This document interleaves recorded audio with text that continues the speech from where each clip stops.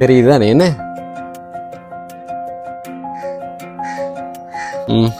இதெல்லாம் போகிறோம். இது பார்த்தா கொஞ்சம் உசரமாக இருக்குது. ஏன்னா இந்த இடத்துல தண்ணி நிற்கிறதாம்ன்றதால அத்திவாரத்தை கொஞ்சம் உயரமாக போட்டு உசத்திருக்கிறோம். தண்ணி நிற்கிறது தானே என்ன? அதனால தானே நாங்கள் உசரமாக கட்டிருக்கிறோம். பிரயோசனம் இல்லாமல் இருக்கேம்மா. அப்படி ஒரு டாய்லெட் இல்லாமல் நாங்கள் மக்காடை விட்டு எல்லாம் போனாங்க. இப்போ ஒரு டாய்லெட் இருக்கக்குள்ள ஒரு சந்தோஷம் தானே. இந்த வீடியோ பார்த்து கொண்டிருக்கிறவங்களுக்கு வணக்கம். Welcome back to my channel. Today video இப்போ நான் இலங்கையில் மட்டக்களப்பு மாவட்டத்தில் நிற்கிறேன். எனக்கு ஒரு பழக்கமான இடத்துல வந்து நிற்கிறேன். ஏனெண்டா 12 நாளுக்கு முதல் ஒரு உதவி எனக்கு கொடுத்துருந்தேன். நான் 2 லட்சம் ரூபா பணம் கொடுத்துருந்தேன் நான் ஒரு குடும்பத்துக்கு டொய்லெட் கட்டுறதுக்காக. அந்த உதவி கிடைச்சிருந்தது. இப்போ அந்த வேலை எவ்வளோ சீக்கிரமாக முடிக்க முடியுமோ அவ்வளோ சீக்கிரமாக முடித்து இப்போ உங்களுக்கு காட்டணுமன்றதுக்காக, உங்களுக்கும் உதவி செஞ்சவங்களுக்கும் காட்டணுமன்றதுக்காக இப்போ முடிச்சிருக்கோம். அப்போ அதைத்தான் நீங்கள் பார்க்க போகிறீங்க. ஒரு டொய்லெட்டை தெரியும் தானே, இந்த வீடை காட்டினாலே உங்களுக்கு தெரியும் யாருன்று. அதை நீ தெரியும் தானே, இந்த வீடை பார்த்தாலே தெரியும். இப்போ டொய்லெட்டை பார்ப்போம். முக்கியமானது டொய்லெட் தானே இப்போ இந்த வீடியோவில். அப்போ பாருங்க, தெரியுது தானே என்ன?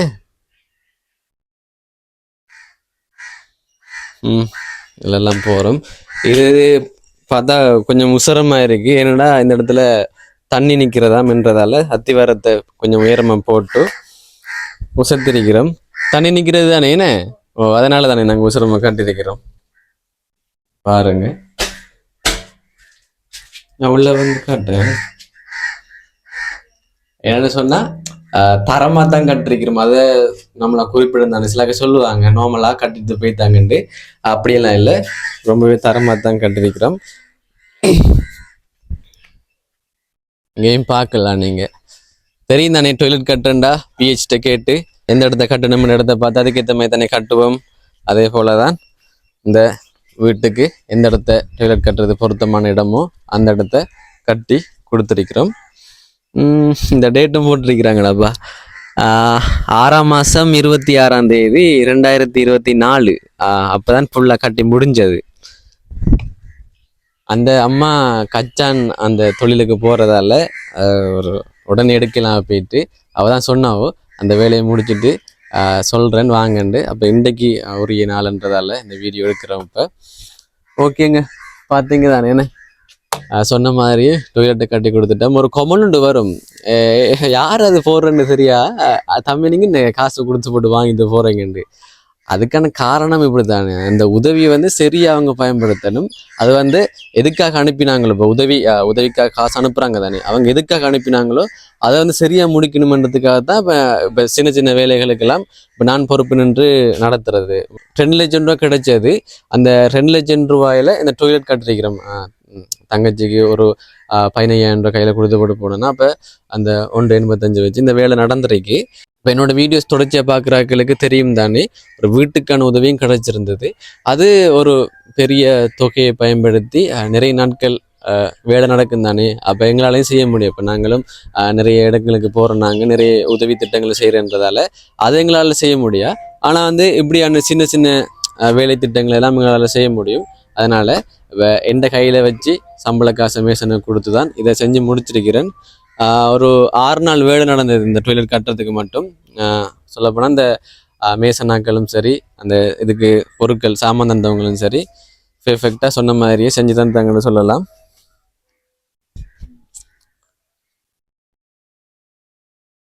வடிவ காட்டிருந்தீங்கன்னா சரி சரி.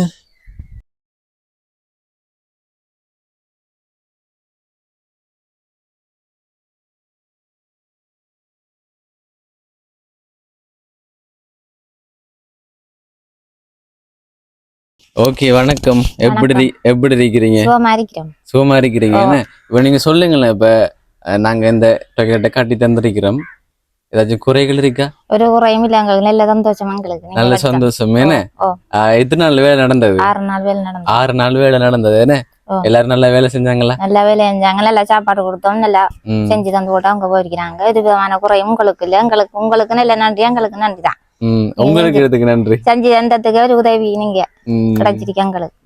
அது என்ன, அதான் இப்ப நாங்க என்ன சொன்னோமோ அதே மாதிரி செஞ்சு தந்திருக்கோம்னு சொல்லலாம். உங்களுக்கு 2 லட்சம் ரூபா கிடைச்சது. 2 லட்சம் ரூபாயில போக்குலேயே 15 உங்களோட கையில தந்து விட்டு போனேன் நான் மிச்சத்தை வச்சு நாங்க செஞ்சேன். நீங்க என்ன பேசாம இருக்கீங்க, எதுவும் வருத்தமா? இல்ல எத்தனை மணிக்கு எழுப்பின இப்ப இன்னைக்கு? 7 மணி 7 மணி. அப்ப 1 மணிக்கு எழும்புறேன்னு சொன்னீங்க. இந்த போடல இடியப்பம் ஏன் போடல? லீவு நாள் தானே. லீவு நாள். இப்ப சொல்லுங்க, 2 லட்சம் ரூபா உங்களுக்கு உதவியா கிடைச்சதானே? 2 லட்சம் ரூபா உதவியா கிடைச்சா இப்ப நீங்க சொன்னீங்க இந்த என்ன இடியப்பம் வியாபாரம். இடியப்ப வியாபாரம் என்ன வேற என்ன செய்யற நீங்க? அது மட்டும்தான் என்ன? அது மட்டும்தான்.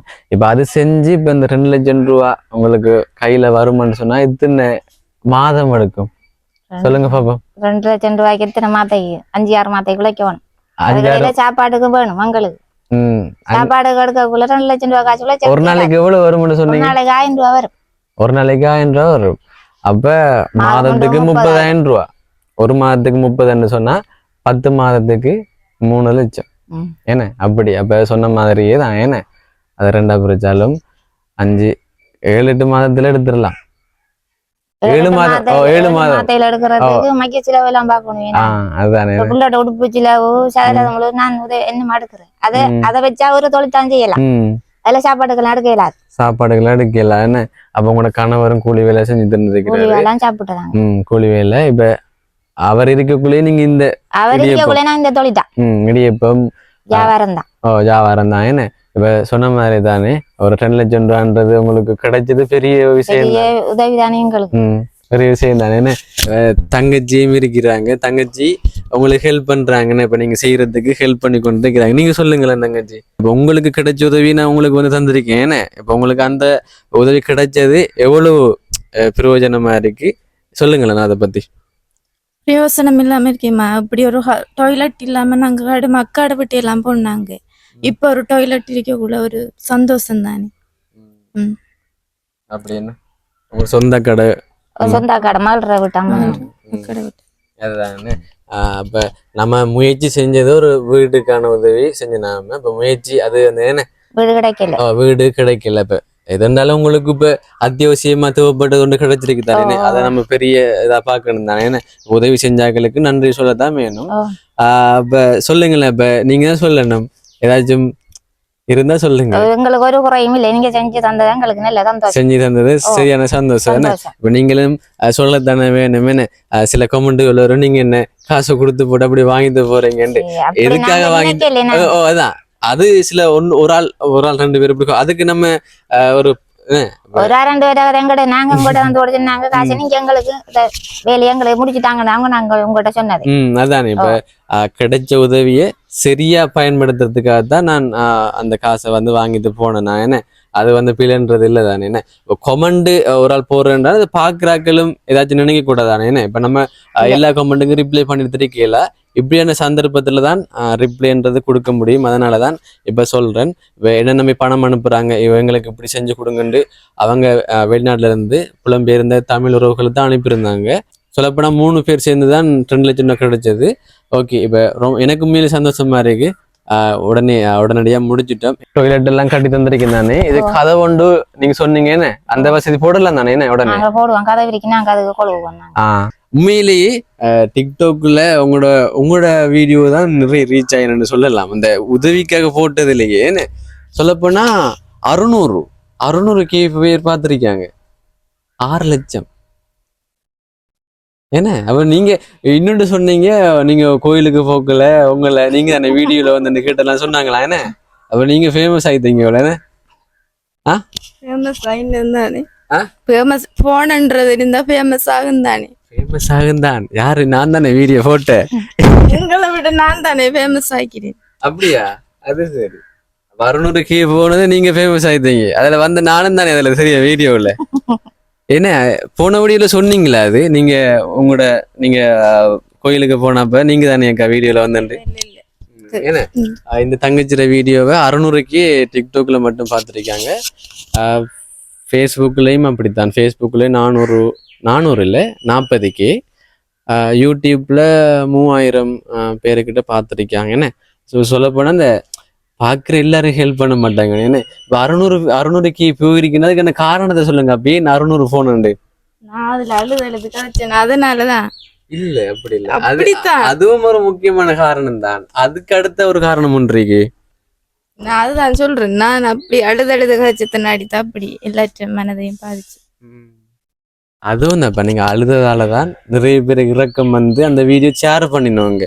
இப்போ ஷேர் பண்றதால தானே என்ன இப்ப அவங்களால உதவி செய்ய முடியலாட்டி இப்ப தங்கச்சிக்கு உதவி கடை போன வகுப்புல அப்படித்தான் எனக்கு அதிகமா லைக் விழுந்துரி மக்க எல்லாருக்கும் முதல்ல உங்கள இப்படி பண்ணி போட்ட எல்லாருக்கும் குறையத்தான் விழுந்துரி. இன்னொரு ஷாக்கிங்கான விஷயம் என்னன்னு சொன்னா இப்ப தங்கச்சிற வீடியோவுக்கு ஒரு 50க்கு லைக்ஸ் வந்துருக்கு போலேன்னு. அப்ப சொன்னா அதுக்கு உங்களுக்கு லைக்ஸ் காசு தானே 50,000 எடுத்துருப்பீங்களே என்ன சொன்னது தானே. அப்படின்னு சொன்னா நாங்க பைக்ல வந்துக்க மாட்டோமே, கார்ல வந்து இறங்கிருப்போம். லைக்ஸுக்கு எல்லாம் காசு வராது. இப்ப கூட நீங்க நம்பலன்னு. இப்ப டிக்டாக்ல இருந்து காசு வருதுன்னு தான் சில பேருக்கு நினைப்பு.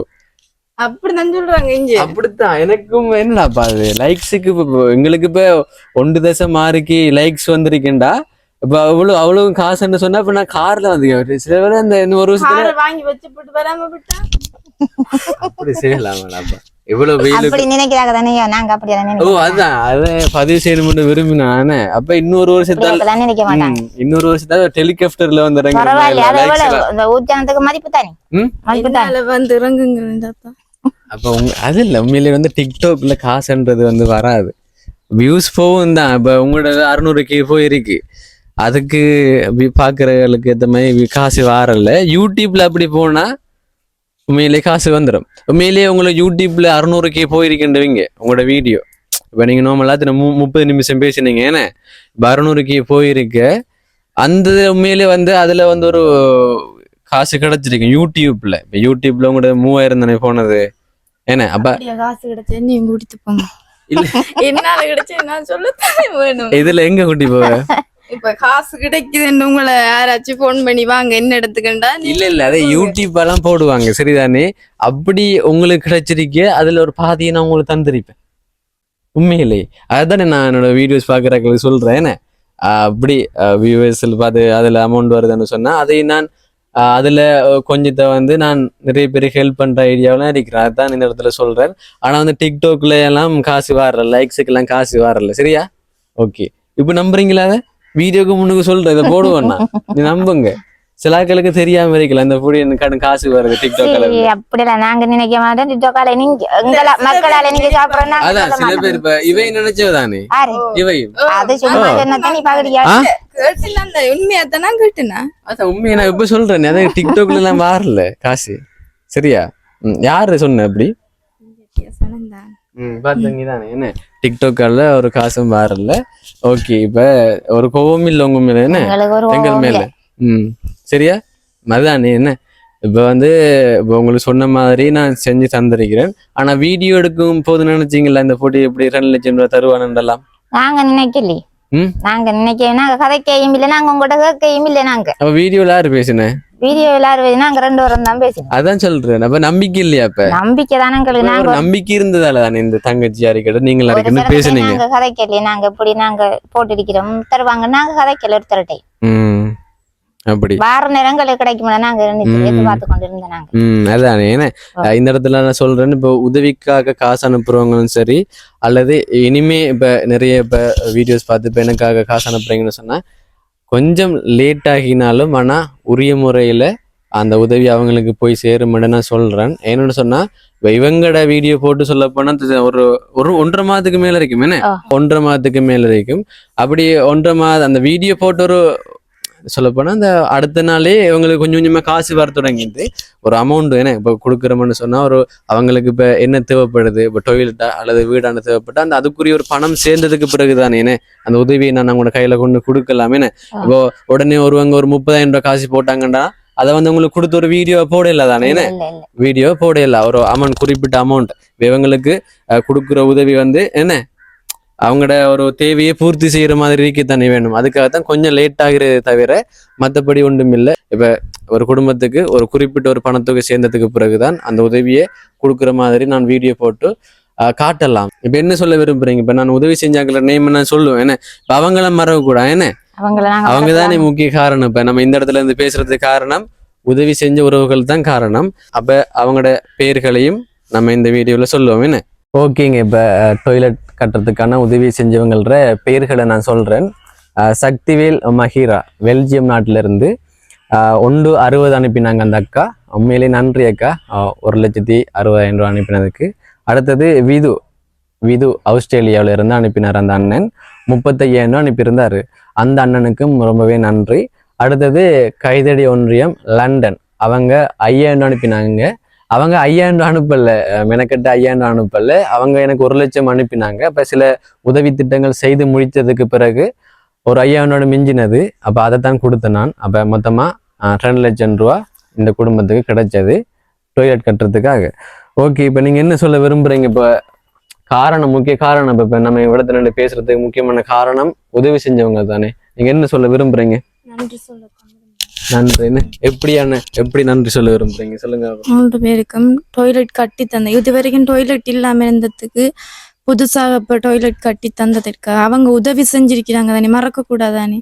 அதனால நன்றி சொல்றேன் 3 பேருக்கு, அந்த அக்கா அண்ணா 2 பேருக்கு. சக்திவேல் மஹிரா அவங்க 160 அனுப்பினாங்க. நன்றி அக்கா. நீங்க சொல்லுங்களேன், என்ன சொல்ல விரும்புறீங்க? இவ்வளவு காலத்துக்கும் அந்த வசதி இல்லாம தானே இருந்திருக்கீங்க, அப்ப இப்ப கிடைச்சிருக்கு. அப்ப உங்களுக்கு உண்மையிலேயே ஒரு பெரிய ஒரு உதவி அது. அப்ப சில வார்த்தைகள் சொல்லுங்களேன் உதவி செஞ்சாக்களுக்கு, அவங்களும் பார்த்து கொண்டிருப்பாங்க. ரொம்ப நன்றி. என்ன நன்றி மட்டும் தான் சொல்லலாம். ஓகே, சரி, ஓகேங்க. இந்த வீடியோவை முடிப்போம். என்ன முடிப்போம், சந்தோஷமா முடிப்போம்.